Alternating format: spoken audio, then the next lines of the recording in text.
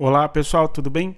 Bem-vindo então mais uma vez ao nosso canal Respeito à Geografia Concursos, fazendo mais uma questão da prova da SpaceX de Geografia do ano de 2024.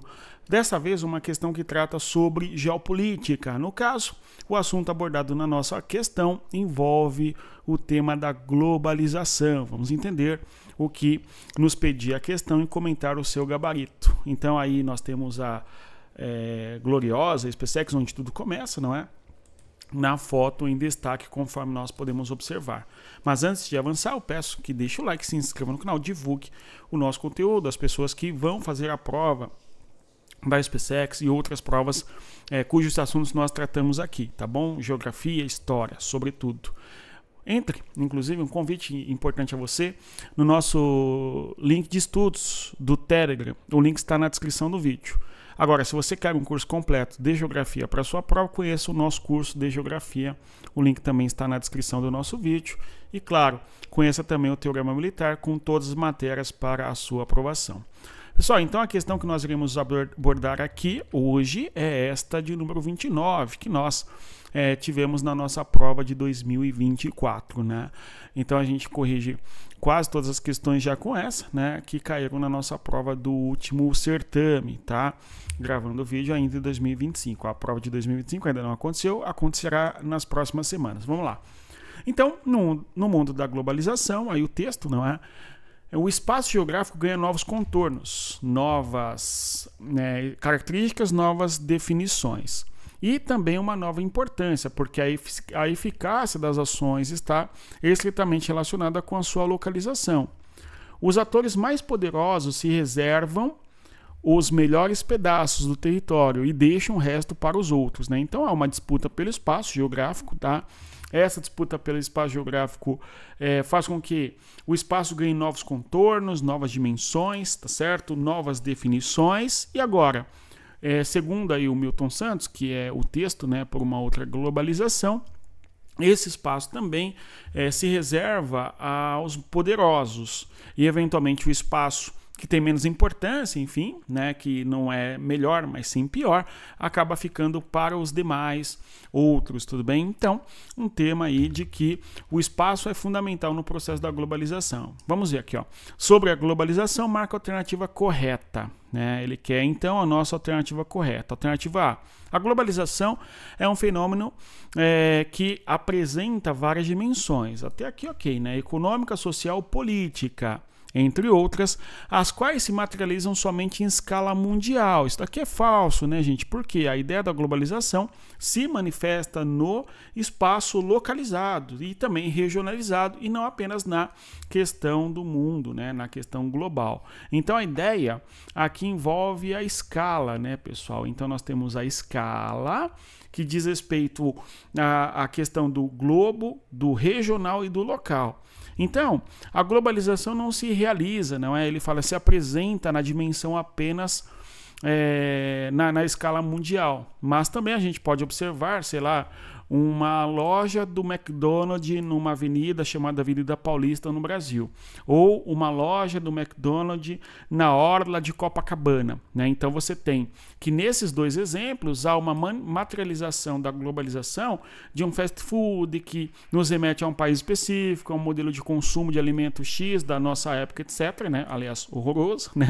Enfim, que se realiza num local, né? Se nós pensarmos a rede de shopping center, outro espaço também bastante detestável aí, que temos na superfície do terreno, é outra realidade da globalização que conecta lojas, serviços, etc., né? Só que não está materializado apenas num alcance global, se manifesta também no regional, tá certo? No local, inclusive. Então, falsa assertiva de número 1, tá? No caso, a alternativa A. B. Os lugares estão conectados a uma rede de fluxos, ok, controlados por muitos centros de poder. O problema aqui nessa alternativa é muitos centros de poder. Então é falsa a alternativa B, tudo bom? Porque nós não temos muitos centros de poderes no mundo. Existe aí um centro de poder na década de 90, assim, chamado de mundo unipolar, que seria os Estados Unidos após a Guerra Fria. Sobra um espaço de poder mundial, repito, não é chamado de Estados Unidos da América. Agora, Hoje, existe uma tentativa de disputa pelo poder envolvendo a China, crescendo, disputando com os Estados Unidos, enfim, né, toda uma questão geopolítica. Porém, mesmo assim, tem a China concorrendo com os Estados Unidos ou buscando concorrer. Quem mais? Né? A Rússia na questão militar, no território da Europa, quem mais? Né? Então, quando a gente começa a dar os exemplos, a gente percebe que não são muitos os centros de poderes do mundo, né? Em alguma medida, nos anos 90, em termos econômicos, os centros de poderes do mundo seriam o eixo Atlântico Norte, Europa Ocidental, não é? Estados Unidos e Japão, né? Que nós podemos pensar em eixos de poder é o caso de Washington, Londres, Tóquio. Fora isso, né? Mauá. É nos anos 2000 que existe uma multipolaridade aí discutida por alguns, que envolve em alguma medida o BRICS, né? Sobretudo hoje em evidência. Porém, mesmo assim, não diz respeito a muitos centros de poder no mundo. Então, por isso que a alternativa B é falsa, tá? C. A circulação global de capitais financeiros cada vez mais livres de barreiras e regulamentações, aqui é falso, né, gente? É falso, né, pessoal? A gente tem, inclusive, posturas do governo americano fazendo barreiras comerciais com vários países, inclusive com a China, sobretudo. Então, quando ele fala cada vez mais livres, isso aqui é falso, tá? Você tem o protecionismo econômico ainda operante no mundo. Então, falsa. D. A integração global dos mercados financeiros gerou crescente interdependência entre os países. Opa! Então, uma certa integração global faz com que haja uma rede conectada, não é? E uma certa interdependência entre os países. Eu vou pensar com vocês apenas um exemplo aqui, né? Nas transações comerciais internacionais existe o chamado sistema SWIFT, né? Esse sistema SWIFT é onde nós temos as transações financeiras.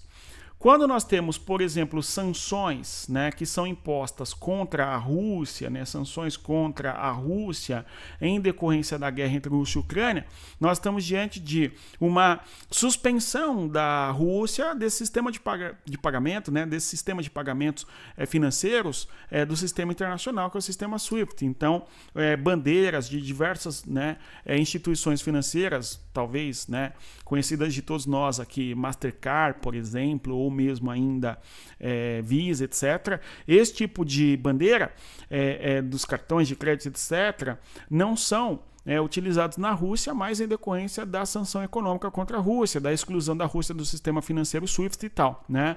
Ou seja, uma sanção econômica contra o país faz com que ele seja excluído, colocado de fora da situação que diz respeito ali, né? Do cenário que diz respeito ao sistema de pagamentos internacionais. Então, quando ele fala aqui na alternativa D, a integração global dos mercados financeiros gerou, né, crescente interdependência entre os países. Verdade, né? Se o país está fora desse sistema, a situação econômica fica bem mais complicada para o país, ok? Então, verdadeira alternativa D. E por fim, a alternativa E, a internet é um dos principais símbolos da revolução informacional. Ok, isso é verdadeiríssimo, tá? Verdadeíssimo. Agora, com mais de 90% da população mundial conectada à rede, isso é falso, tudo bem? Então nós não temos um número tão elevado ainda de pessoas que estão conectadas à internet, tudo bem? Então não é um número tão elevado de pessoas no mundo que estão conectadas à internet, ok? Estou até fazendo uma pesquisa agora para que nós tenhamos uma clareza desse número. Tá? Vamos pensar no Brasil, segundo informações que acabo de ver, né? No Brasil em 2024, 159 milhões de pessoas estavam conectadas à internet, ok? Representando aí 84% da população do Brasil.